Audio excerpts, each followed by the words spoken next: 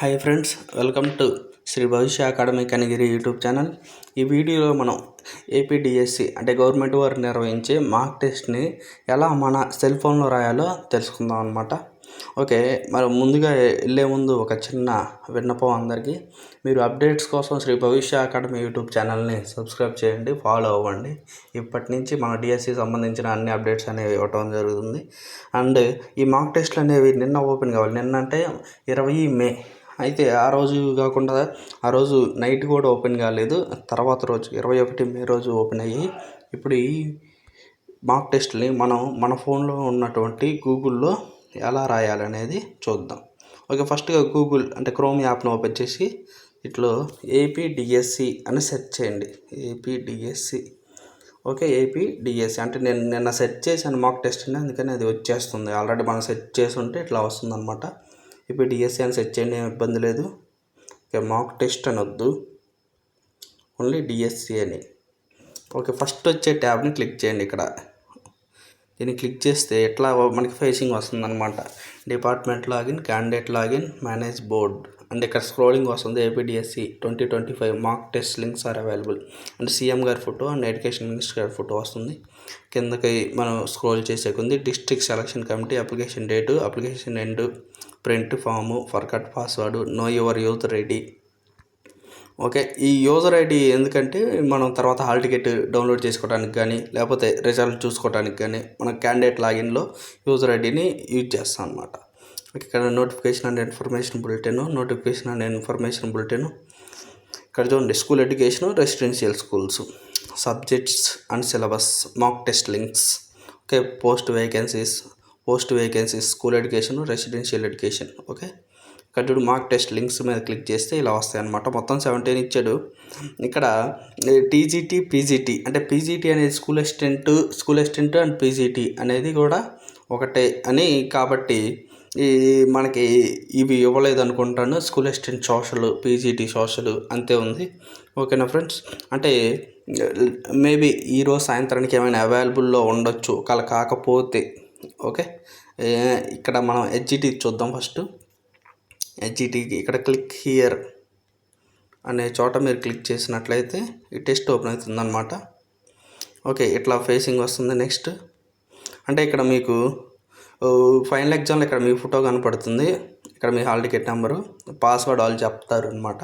ఇక్కడ sign in అనేది దగ్గర సైన్ ఇన్ చేయాలి. ఓకే, సైన్ ఇన్ క్లిక్ చేస్తే నెక్స్ట్ ఇన్స్ట్రక్షన్స్ అనేవి వస్తాయి. Okay, general instructions. ఈ ఇన్స్ట్రక్షన్స్ అన్నిటినీ అక్కడ చదువుకోమని చెప్తారు ఎగ్జామ్లో. ఇక్కడ మీరు చదవాల్సిన, ఒకసారి ఏదైనా కావాలనుకుంటే చదువుకోండి. ఓకే, నెక్స్ట్ ఇక్కడ చెక్ బాక్స్ని క్లిక్ చేయాలి. నెక్స్ట్ క్లిక్ చేసిన తర్వాత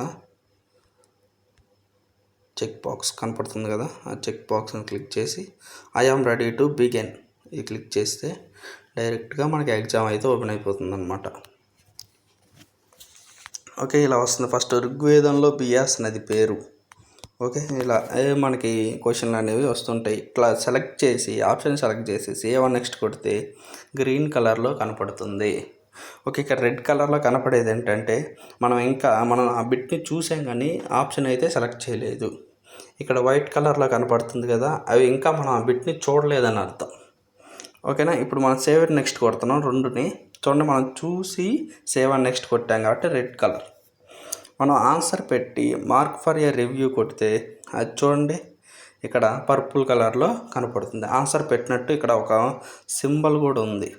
అదే ఆన్సర్ పెట్టకుండా మార్క్ ఫర్ ఏ రివ్యూ కొడితే ఓన్లీ పర్పుల్ కలర్లో కనపడుతుంది అనమాట. ఇలా కనపడుతాయి.